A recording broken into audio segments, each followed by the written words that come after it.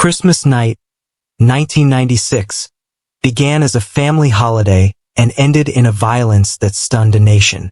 By the following morning, a 2.5-page ransom note had been found on the staircase of the Ramsey home in Boulder, Colorado, and 6-year-old JonBenét Ramsey's body was discovered in the family's basement. If this kind of unresolved, haunting story draws you in, subscribe and turn on the bell so you don't miss future updates and deep dives on this case and others. That night should have been ordinary. Presents, quiet routines, and family time. Instead, investigators arrived to find a scene that quickly became both a homicide investigation and a media spectacle.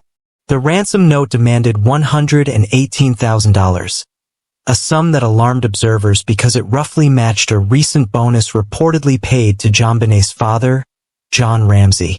The note's length, tone, and unusual specificity immediately raised questions about motive and authorship. Was it the work of an intruder, a calculated extortion, or a staged effort meant to misdirect investigators? The discovery of JonBenét's body in the basement transformed the case from a missing child inquiry into a violent criminal investigation. The official medical findings described catastrophic blunt force trauma to the skull followed by death by asphyxiation via a ligature. Some examiners also documented injuries that raised concerns about possible sexual contact, though the evidence on that point was inconclusive.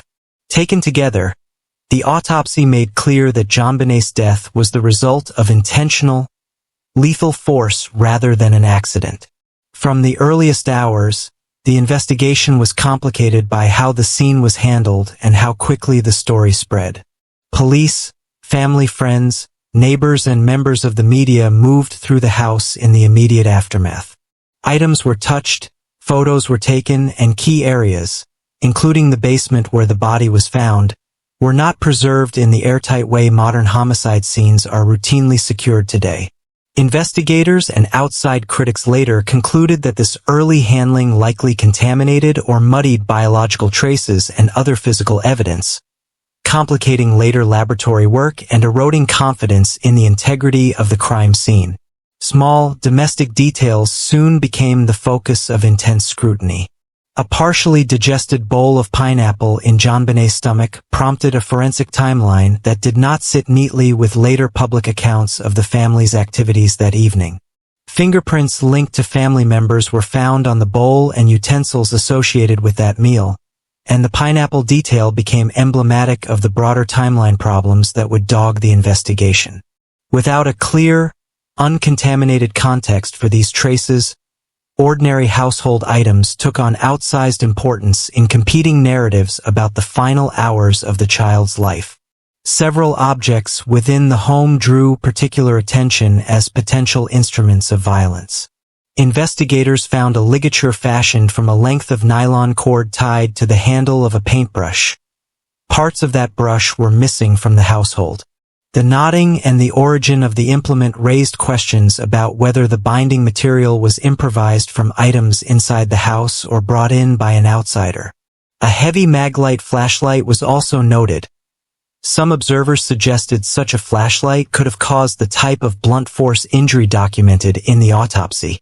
The flashlight, however, appeared to have been wiped, and no definitive link between a specific flashlight and the skull fracture was established.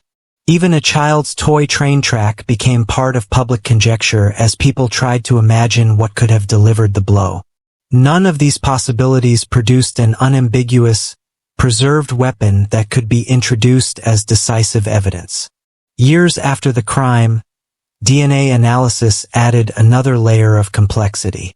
Laboratory work identified a male DNA profile on JonBenét's clothing that did not match the family, a so-called foreign profile.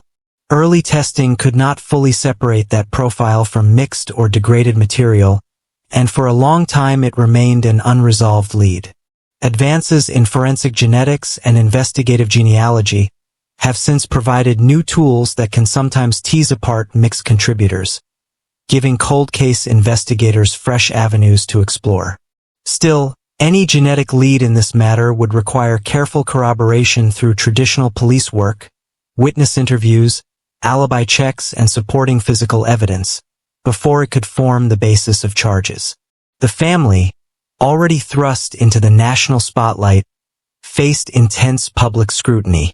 Burke Ramsey, 9 years old at the time, drew particular attention. Observers pointed to moments of apparent detachment and instances of laughter noted in some interviews, and those behaviors were widely discussed and debated.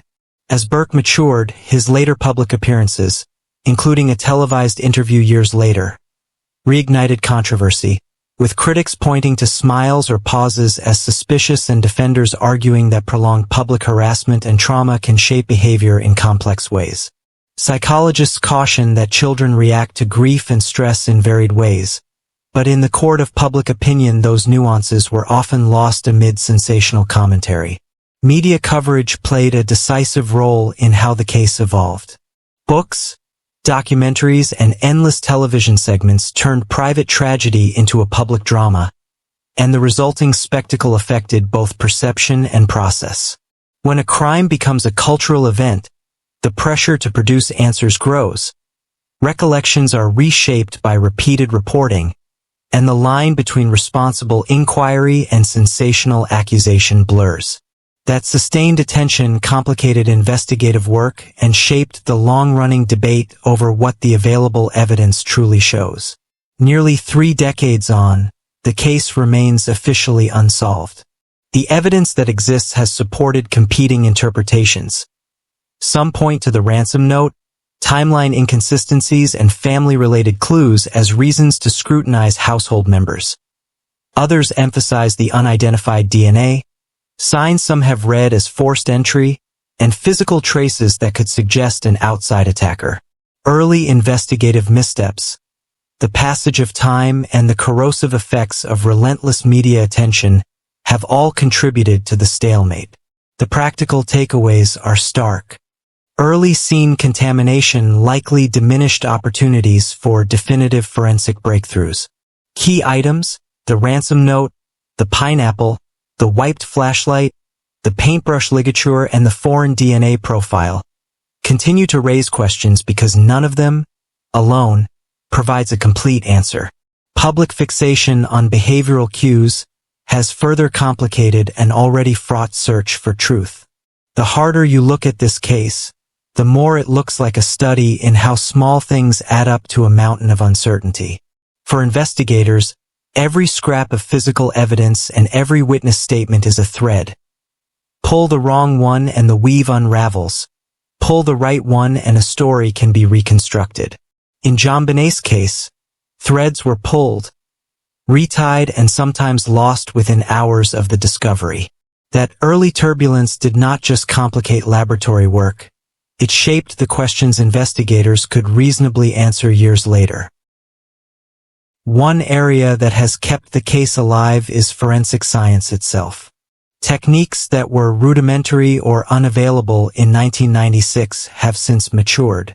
Laboratories now routinely work with degraded samples, apply more sensitive DNA extraction methods, and use statistical models that make sense of complex, mixed profiles.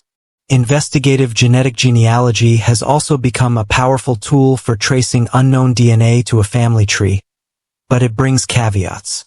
Genealogy yields leads, not convictions. It points investigators toward relatives whose presence in the genealogical tree must then be matched to alibis, employment records, travel logs, and other traditional forms of corroboration. Chain of custody problems, contamination risks, and the fragile condition of decades-old evidence mean any genetic finding has to be handled with exceptional care and transparency before it can carry legal weight. That cautious approach matters because the human cost of error is high. The Ramsey family lived under suspicion and scrutiny for years. Friends, neighbors, and even innocent public figures found themselves dragged into narratives spun more by conjecture than by admissible facts. The toll on the family's privacy and mental health is part of the story.